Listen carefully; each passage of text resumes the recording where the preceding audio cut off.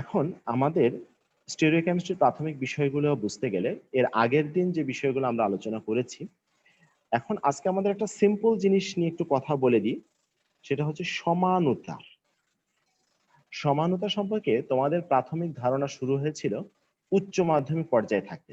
তোমরা যখন ইন্টারমিডিয়েটে পড়েছো তখন সমানতা সম্পর্কে ডিটেলস পড়েছো। তো সেই সমানতার বিষয়টা নিয়ে যদি আমরা একটু কথা বলি, তো সমানতার ক্ষেত্রে দুটো শব্দ আমি একেবারে ক্লাসে যেদিন আলোচনা করেছিলাম, যেদিন অর্থাৎ মার্চ মাসে যখন তোমাদের ক্লাস হচ্ছিল, সেই সময়টার কথা একটু চিন্তা করে দেখো। আমরা দুটো বিষয় তোমাদেরকে সেই সময় শিখিয়েছিলাম, একটা হচ্ছে কনফরমেশন আর একটা হচ্ছে কনফিগারেশন। সেই ক্লাসে যারা ছিলে আশা করি বিষয় দুটো তোমাদের মেমোরিতে আছে। আচ্ছা, কনফরমেশনের ক্ষেত্রে দুটো বিষয় বলেছিলাম, সেটাও আশা করি তোমাদের মেমোরিতে আছে। একটা হচ্ছে এক্লিপসড, আর একটা ছিল স্ট্যাগার্ড।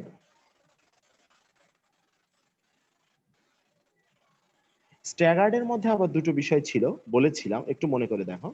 একটা ছিল গজ, GAUCH, গজ। একটা ছিল অ্যান্টাই।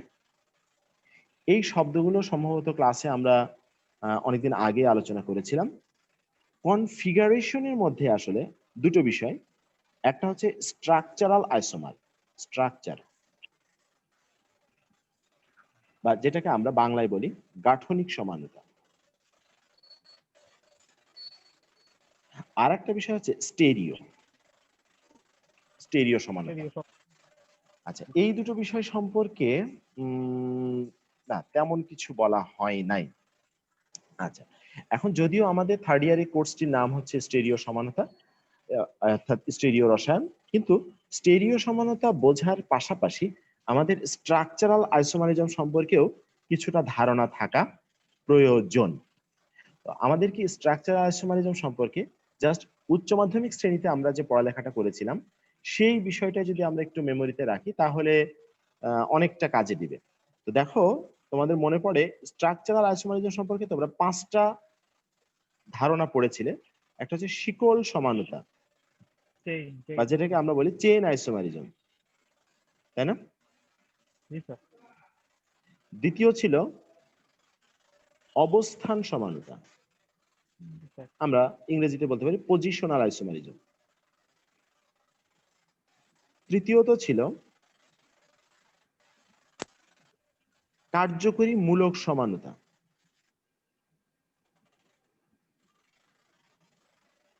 বা ইংলিশে আমরা বলি ফাংশনাল গ্রুপ আইসোমারিজম।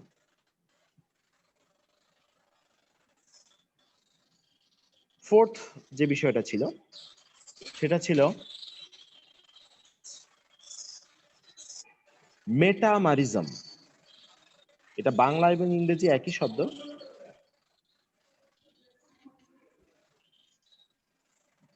যাদের মাইক্রোফোন আনমিউট করা আছে আমি বিনীত অনুরোধ করব তাদের মাইক্রোফোনগুলো মিউট রাখতে,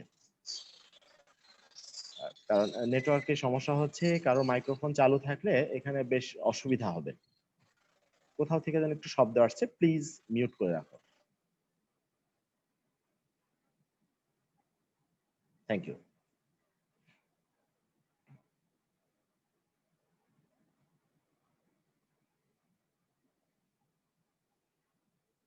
মেটামারিজম, এটা ইংলিশে মেটামারিজমই বলা হয়।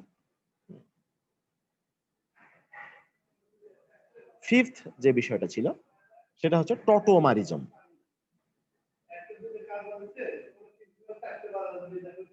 টটোমারিজম, এই 5টা সমানতা সম্পর্কে আছে। তো যাদের কাছে বই আছে তারা একটু বইটা দেখো, বইয়ের 9 নাম্বার পৃষ্ঠায়, বইয়ের পৃষ্ঠা 9-এ তোমরা এই টপিকটা সম্পর্কে পাচ্ছ, গাঠনিক সমানতা নিয়ে সেখানে আলোচনা আছে। এখন আমি তোমাদের মধ্যে কাউকে একটু জিজ্ঞাসা করি যে এই বিষয়টা সম্পর্কে মোটামুটি ভালো ধারণা আছে কার? আচ্ছা, এখানে একজন পার্টিসিপেন্টকে দেখতে পাচ্ছি, হাসান মতিউর রহমান।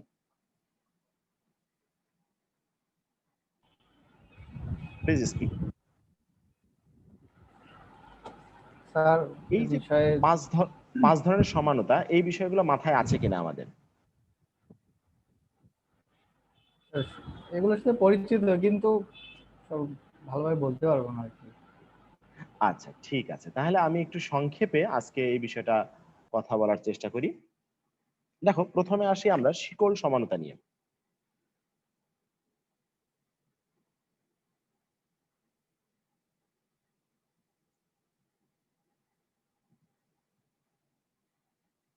তো শিকল সমানতা নিয়ে প্রথমে যে বিষয়টা, সেটা হচ্ছে যে জৈব যৌগ মানেই হচ্ছে সেখানে কার্বন কার্বন একে অপরের সাথে বিভিন্ন সংখ্যায় বিভিন্ন ভাবে যুক্ত থাকবে। এটা যদি পিওর অ্যালকেন হয় তাহলে সব অন্যান্য সবগুলো বন্ধনের সাথে হাইড্রোজেন যুক্ত থাকবে। আর এটা যদি অ্যালকেন ভিন্ন অন্য কোনো কার্যকরী মূলক বিশিষ্ট যৌগ হয় তাহলে সেই কার্যকরী মূলকের অংশটা থাকবে।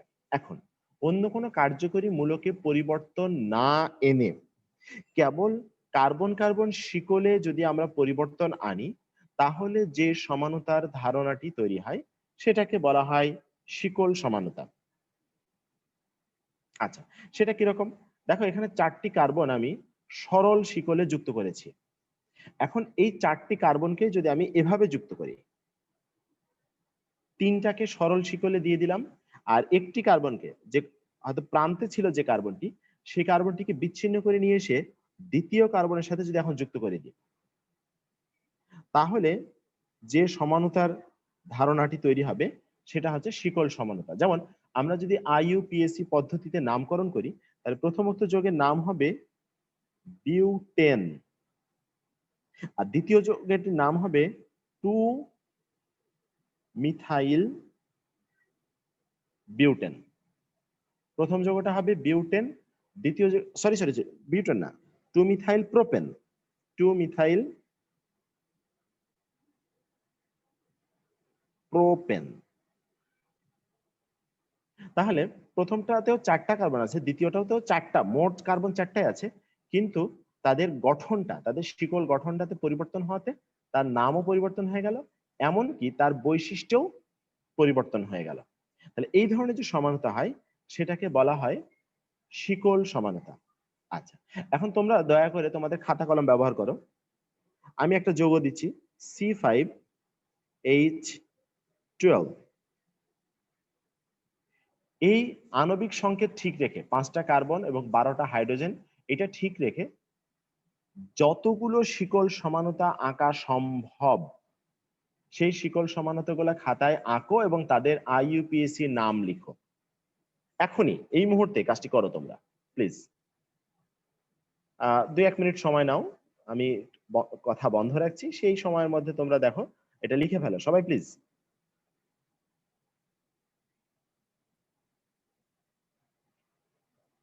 মশিউর রহমান,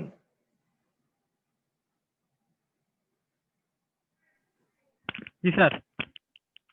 লেখা শুরু করেছো? জি স্যার। আচ্ছা ঠিক আছে। তো যতগুলো তুমি পারো একটা একটা করে লিখতে থাকো, একটা করে সংকেত লিখো এবং নাম লিখো। আমি মাঝে মধ্যে যার নাম ধরে জিজ্ঞাসা করব তার যে কয়টা হয়ে যাবে সে কয়টা আমাকে একটু বলবে, তাহলে আমি বুঝতে পারবো যে সঠিক হচ্ছে না ভুল হচ্ছে। ঠিক আছে? জি স্যার।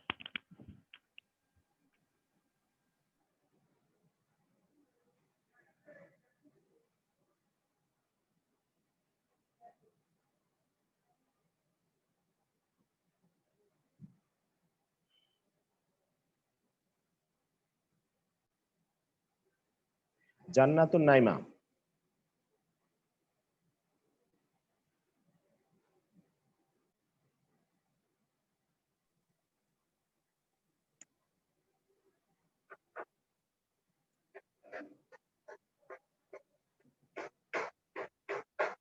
নাইমা শুনতে পাচ্ছ?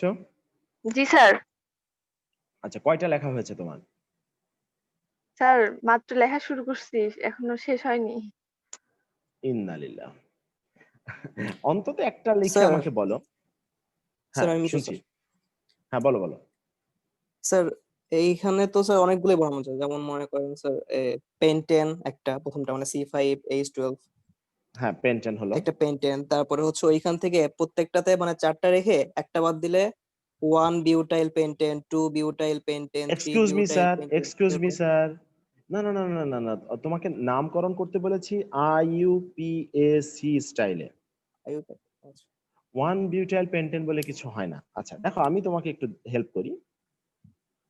তুমি সংকেতটা যদি এভাবে লেখো, মিশু খেয়াল করছো? জি স্যার। সংকেতটা যদি এরকম হয় তাহলে এটার নাম কিন্তু বিউটাইল পেন্টেন না, এটার নাম হবে,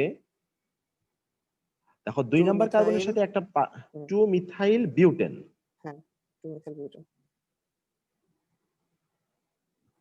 আর প্রথমটা যেটা শুধু পেন্টেন লিখেছিলাম, তাহলে সেটার সংকেত হবে 5টি কার্বন এক বরাবর থাকবে এভাবে, তাহলে সেটা হচ্ছে নরমাল পেন্টেন। আর দ্বিতীয়টা যেটা হলো 2 মিথাইল বিউটেন। আচ্ছা, প্রথমটা দ্বিতীয়টার শিকল সমাণু, এরা দুইজন একে অপরের শিকল সমাণু। আচ্ছা, নাও ট্রাই অ্যানাদার থার্ড।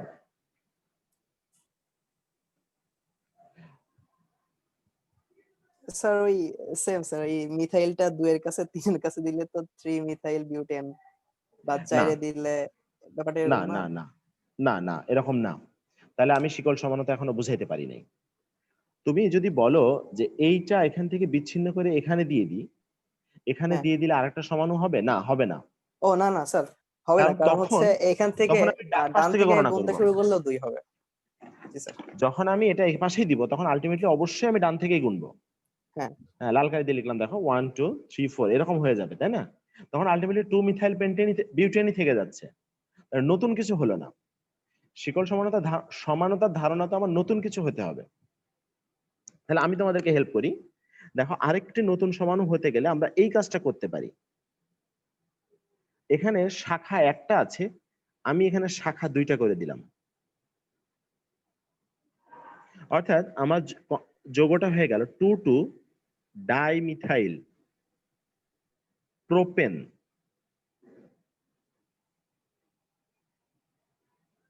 এখন বুঝতে পেরেছো মিশু? জি স্যার।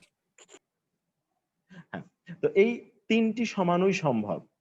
C5H12 দ্বারা আমরা যদি শিকল সমানতা তৈরি করতে চাই তাহলে এই 3টি সমাণুই সম্ভব, এর চেয়ে বেশি সম্ভব না।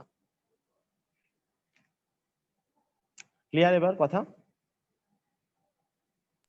জি স্যার। ওকে, এবার নেক্সট টপিকটা দেখো, যেটাকে আমরা বলেছি অবস্থান সমানতা।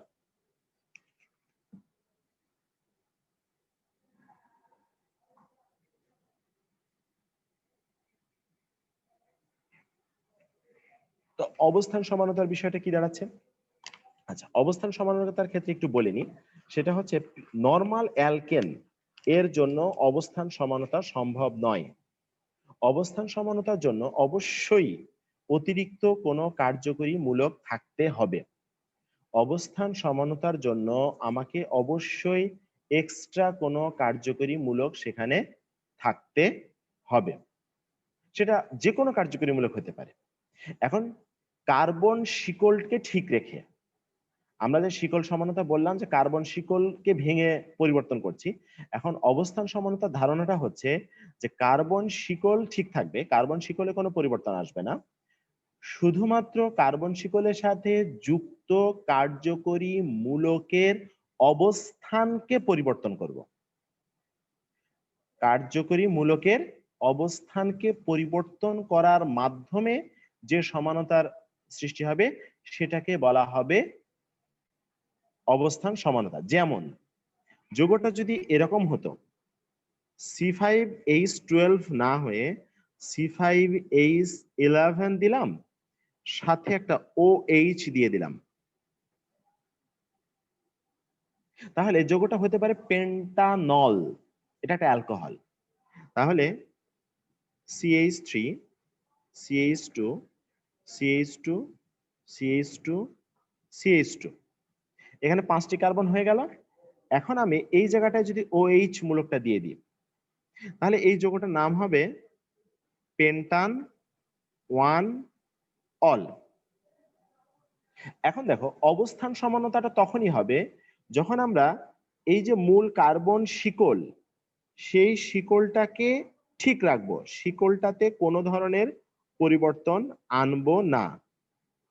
এই শিকল ঠিক থাকলো, 5টা কার্বন সোজা থাকলো। এখন OH বা অ্যালকোহল মূলকটা 1 নাম্বার কার্বনের পরিবর্তে আমি যদি এটাকে 2 নাম্বার কার্বনের সাথে দিয়ে দিই, শুধুমাত্র OH কার্যকরী মূলকের অবস্থানটাকে পরিবর্তন করলাম, তখন যৌগের নাম হয়ে গেল পেন্টান 2 অল। তাহলে এই যে প্রথম যৌগের সাপেক্ষে দ্বিতীয় যৌগটিকে বলা হবে অবস্থান সমাণু, এবং এই ধারণাটিকে বলা হবে অবস্থান সমানুতা। অর্থাৎ কার্বন শিকলকে অপরিবর্তনীয় রেখে কেবল কার্যকরী মূলকের অবস্থানের পরিবর্তনের মাধ্যমে যে সমানুতার সৃষ্টি হয় সেটাকে বলা হয় অবস্থান সমানুতা। হ্যাঁ, মশিউর কিছু বলতে চাচ্ছ, প্লিজ বলতে পারো। স্যার কোনটার সাপেক্ষে কোনটাকে বলে? অবস্থান সমানতার ক্ষেত্রে মূল কার্বন শিকল এইটা যেমন ছিল তেমনই থাকবে, কেবল কার্বন শিকলের সঙ্গে যুক্ত যে অতিরিক্ত কার্যকরী মূলক, এই কার্যকরী মূলকের অবস্থানটি পরিবর্তন হবে। যেমন এখানে জি স্যার। অ্যালকোহল মূলকটি 1 নাম্বার কার্বনে আছে, এখানে দিয়েছি 2 নাম্বার কার্বনে। এখন কার্বন, জি দেখো sir. C C C C C 5টা কার্বন ঠিক রাখলাম, অ্যালকোহল মূলকটাকে আমি 3 নাম্বার কার্বনে দিয়ে দিলাম। কেমন? তাহলে জি যে স্যার। সমানতা হয়ে গেল এটা আরেকটা অবস্থান সেটা সমানতা, নাম হবে পেন্টান 3 অল। অল। জি স্যার। মানে আপনি এখন একটা বুঝতে কথা পেরেছো? বলছিলেন যে, স্যার একটা কথা বলছিলেন যে এটার সাপেক্ষে এটার গাঠনিক সমানুতা, এটা ওইটা বুঝলাম না স্যার।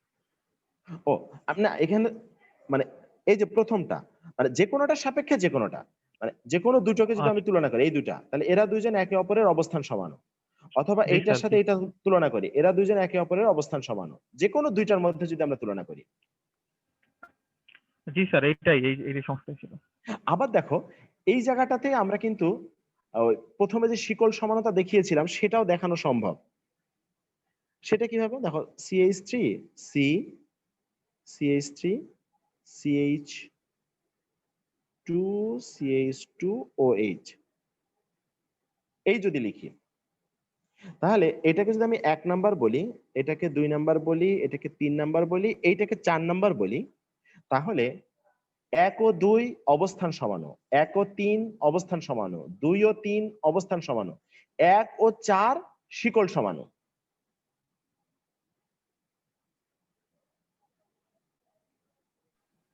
কারণ 1 নম্বরে OH যেখানে আছে, 4 নম্বরে OH সেখানেই আছে।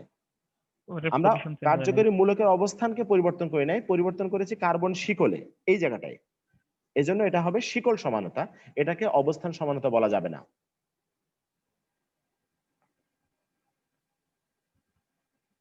আশা করি এখন তোমরা বুঝতে পেরেছো। জি স্যার। Very good. তাহলে অবস্থান সমানতা ক্লিয়ার। এখন অবস্থান সমানতা কাদের ক্ষেত্রে প্রযোজ্য, তাহলে আবারও বলছি, সেই কার্যকরী মূলক থাকতে হবে। যেমন অ্যালকোহলের ক্ষেত্রে হতে পারে, অ্যামিনো থাকলে হতে পারে, নাইট্রো থাকলে হতে পারে, হ্যালোজেন ক্লোরিন ব্রোমিন আয়োডিন যে কোনো হ্যালোজেন থাকলে হতে পারে। এই সমস্ত একযোজী কার্যকরী মূলক যুক্ত যৌগের ক্ষেত্রে অবস্থান সমানতা সম্ভব। নাও থার্ড থিং, কার্যকরী মূলক সমানতা।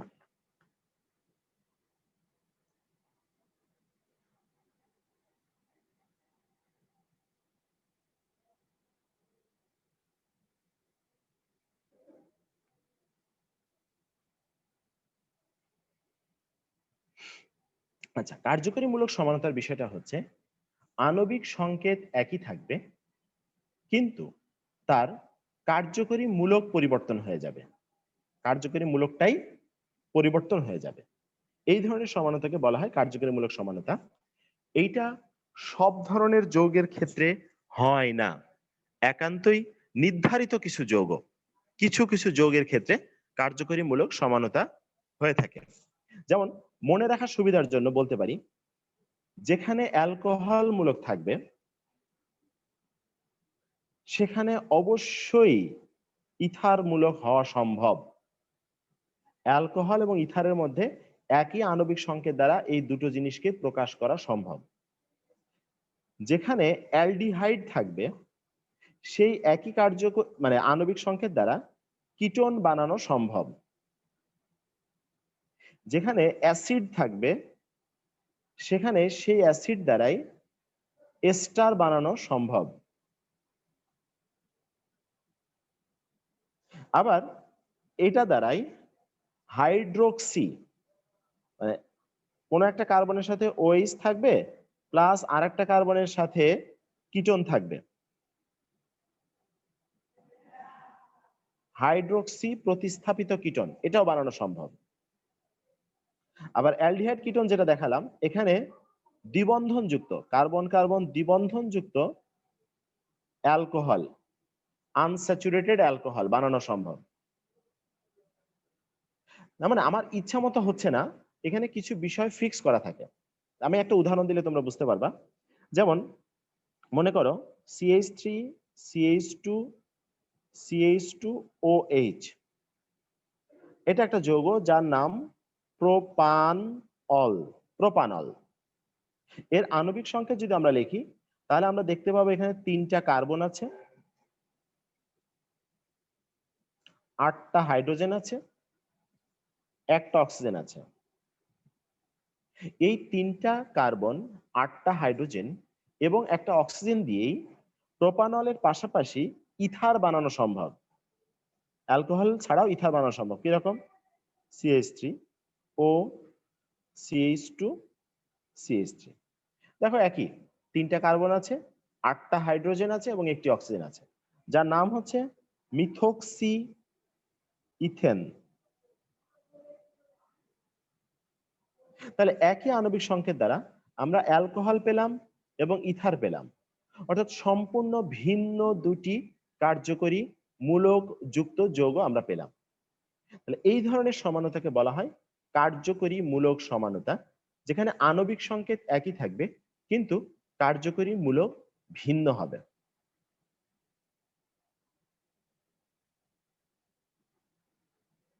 আশা করি বুঝতে পেরেছি।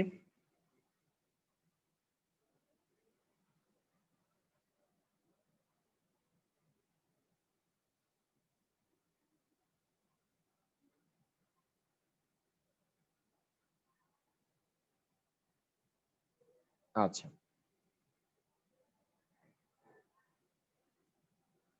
তোমাদের কারো কোনো প্রশ্ন আসলে মাথায় অবশ্যই আমাকে জানাবে।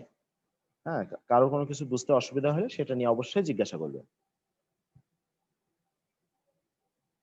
4 নাম্বার যেটা আছে মেটামারিজম।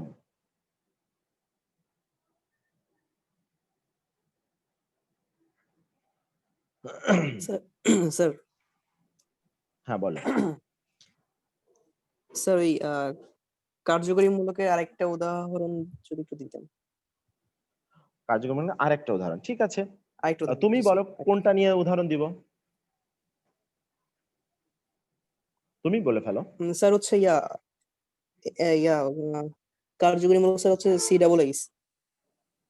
COOH অ্যাসিড থেকে। ওকে, তাহলে মেটামারিজমটা পরে বলি।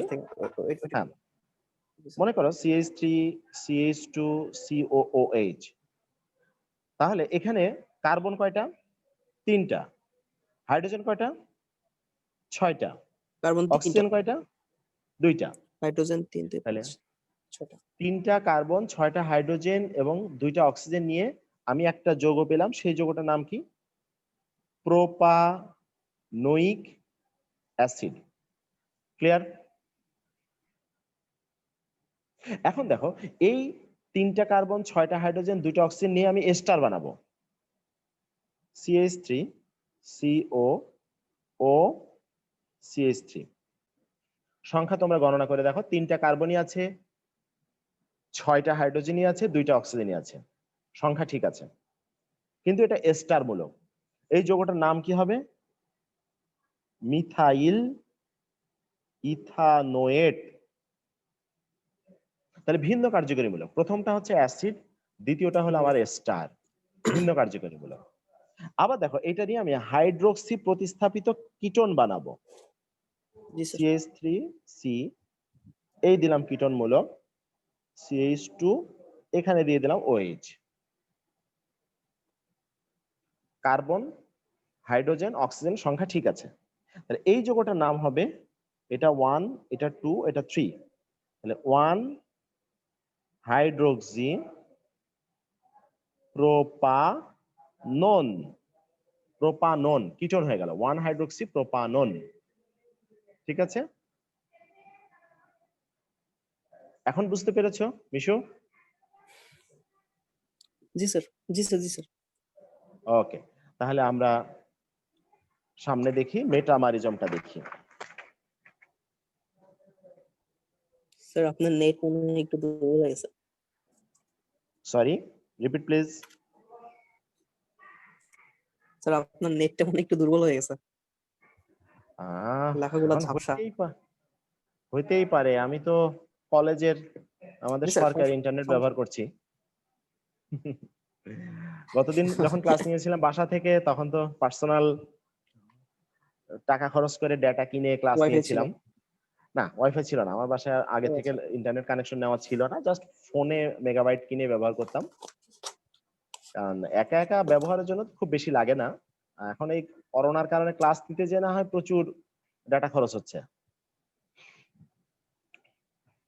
যাই হোক, তো মেটামারিজম। আচ্ছা, মেটামারিজম সম্পর্কে একটু বলতে গেলে আগে তোমাকে একটা বিষয় বুঝতে হবে। মেটামারিজম ওই সকল কার্যকরী মূলকের জন্য প্রযোজ্য যাদের যোজনী ভ্যালেন্সি 2, অর্থাৎ দ্বিযোজী কার্যকরী মূলক। তার মানে একটা কার্যকরী মূলকের দুই দিক থেকে 2টি কার্বনের সাথে সে যুক্ত হতে পারবে। এই ধরনের কার্যকরী মূলক যুক্ত যৌগের ক্ষেত্রেই কেবল মেটামারিজম সম্ভব, আদারওয়াইজ সম্ভব না। এরা কারা? দেখো, একটা হতে পারে ইথার মূলক, তাই না? ইথের মূলক হতে পারে। আরেকটা হতে পারে কি? জি স্যার। এস্টার মূলক। এস্টার মূলকেও কিন্তু দুই দিকে ফাঁকা থাকে, এইদিকে একটা কার্বন যুক্ত হতে পারে, ডান দিকে এদিকে আরেকটা কার্বন যুক্ত হতে পারে। এছাড়া হতে পারে সেকেন্ডারি অ্যামিন, প্রাইমারি অ্যামিনের ক্ষেত্রে হবে না, সেকেন্ডারি অ্যামিনের ক্ষেত্রে একটা হাইড্রোজেন থাকে আর দুই দিকে কার্বন যুক্ত হতে পারে। তারপরে সেকেন্ডারি অ্যামাইড, এরকম, অর্থাৎ যাদের এক মাঝখানে কার্যকরী মূলকটা থেকে উভয় দিকে আলাদা আলাদাভাবে কার্বন যুক্ত হতে পারে, সেই সমস্ত কার্যকরী মূলক বিশিষ্ট যৌগের ক্ষেত্রেই মেটামারিজম সম্ভব। যেমন, আচ্ছা, মেটামারিজম কখন বলা হয়? যখন কার্যকরী মূলকের উভয় পাশে কার্বন সংখ্যার অনুপাতের ভিন্নতার কারণে যে সমানতার সৃষ্টি হয় তাকে বলা হয় মেটামারিজম। উভয় দিকে কিভাবে ভিন্নতা হয়? আমরা যদি ইথারের জন্য দেখাই, CH3, CH2, CH2, O, CH3, এক্ষেত্রে মোট কার্বন 4টা, কার্যকরী মূলকের এ পাশে আছে 3টা, অপর পাশে আছে 1টা, মোট 4টা, অনুপাত আছে 3:1। আমরা এই 4টা কার্বনকে চাইলে এভাবে সাজাতে পারি, CH3, CH2, O, CH2, CH3, এ পাশে 2টা, এ পাশে 2টা, তাহলে 3:1, এখানেও মোট 4, 2:2, এখানেও মোট 4। কিন্তু যৌগ দুটো ভিন্ন। প্রথম যৌগটার নাম হচ্ছে মিথক্সি প্রোপেন, মিথক্সি প্রোপেন। দ্বিতীয় যৌগটার নাম ইথক্সি ইথেন। এই হচ্ছে একটা বেসিক পার্থক্য। ব্যাপারটা ক্লিয়ার হয়েছে?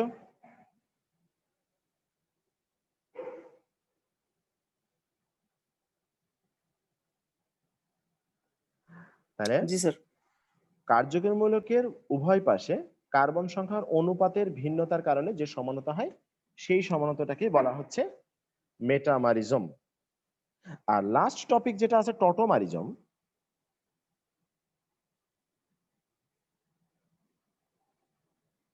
টটোমারিজমটা হচ্ছে এটা প্রকৃত অর্থে বিবেচনা করলে এটা ওয়ান কাইন্ড অফ কার্যকরীমূলক সমানতা, কিন্তু এটাকে আলাদাভাবে দেখানোর কারণ হচ্ছে যে সকল ক্ষেত্রে প্র্যাকটিক্যালি এক সমানতা থেকে আরেক সমানতা পরিবর্তন স্যার আমার হয়ে একটা যায়। প্রশ্ন ছিল। আচ্ছা, এটা বলিনি, প্রশ্ন নিচ্ছি।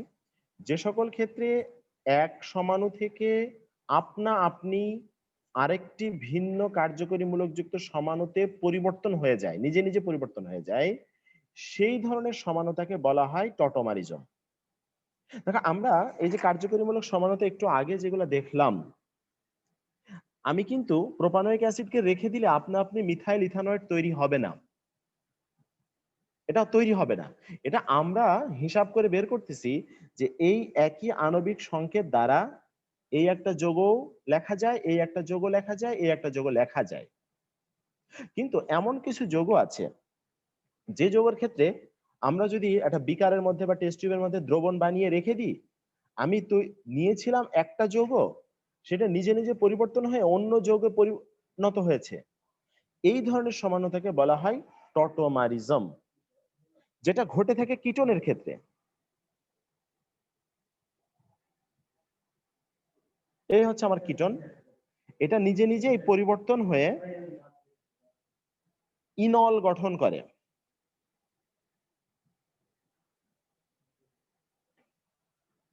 এই 1 নাম্বার কার্বন থেকে এখান থেকে একটা হাইড্রোজেন অক্সিজেন নিজের দিকে টেনে নেয়, নিয়ে এখানে OH হয়ে যায়, আর এই বন্ধনটা ভেঙে ইলেকট্রনগুলো এখানে চলে আসে, তখন এখানে দ্বিবন্ধন তৈরি হয়ে যায়। তো এইভাবে নিজে নিজে পরিবর্তন ঘটে বলে এই সমানতাকে বলা হয় টটোমারিজম, বা বাংলায় এটাকে লেখা হয় গতিশীল সমানুতা। এই ছিল আমাদের 5 প্রকারের গাঠনিক সমানুতা। হ্যাঁ, এখন তোমাদের প্রশ্ন নিচ্ছি। হাসান,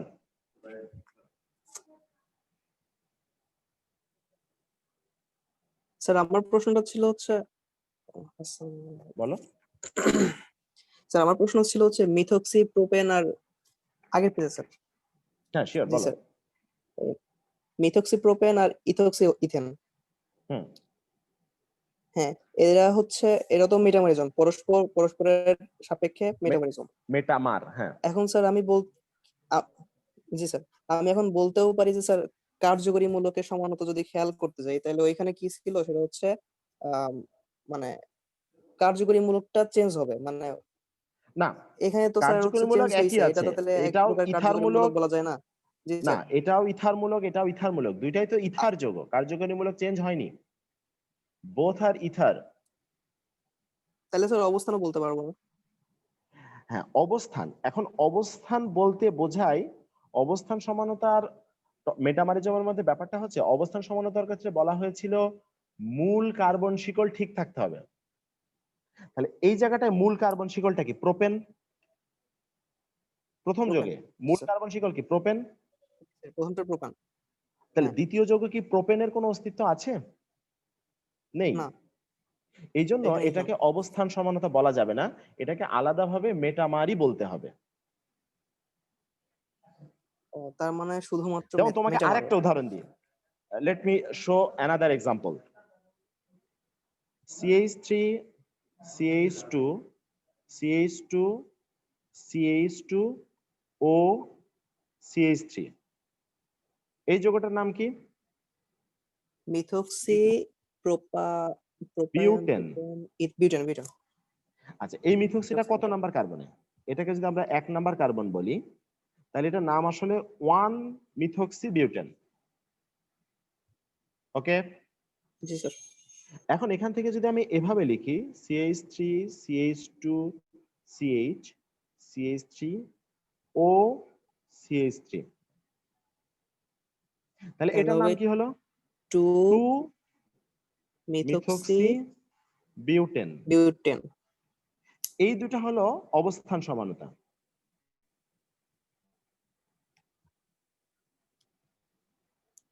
এখানে বিউটেন বিউটেন ঠিক আছে, শুধুমাত্র মিথক্সি গ্রুপের অবস্থানের পরিবর্তন হয়েছে, তাই এটা হচ্ছে অবস্থান সমানতা। কিন্তু এটাকে যদি আমরা এভাবে লিখি CH3 CH2 CH2 O CH2 CH3, তাহলে এটার নাম কি হয়ে যাচ্ছে? প্রথমে ইথক্সি 1 মিথক্সি বিউটেনের সাথে প্রোপেন। আর এটা হচ্ছে 2 মিথক্সি বিউটেন। এটা হচ্ছে ইথক্সি প্রোপেন। তার মানে এখানে আর বিউটেন নাই, তার প্রোপেন মানে হয়ে হচ্ছে গেছে। হ্যাঁ তাহলে বিউটেন এইটা হচ্ছে মেটামারিজম। স্যার বুঝতে পারছি। বুঝতে পেরেছি? জি ওকে, স্যার। তাহলে সবাই ভালো থেকো। আজকের মতো আলোচনা এখানেই শেষ করছি। দেন আগামী দিন দেখি আরো বেটার কোনো এনভায়রনমেন্টে বেটার কোনো প্রযুক্তি ব্যবহার করে আমরা ক্লাস কন্ডাক্ট করতে পারো কিনা। সবাই ভালো থেকো। আল্লাহ হাফেজ। আল্লাহ হাফেজ। আল্লাহ হাফেজ। আল্লাহ হাফেজ।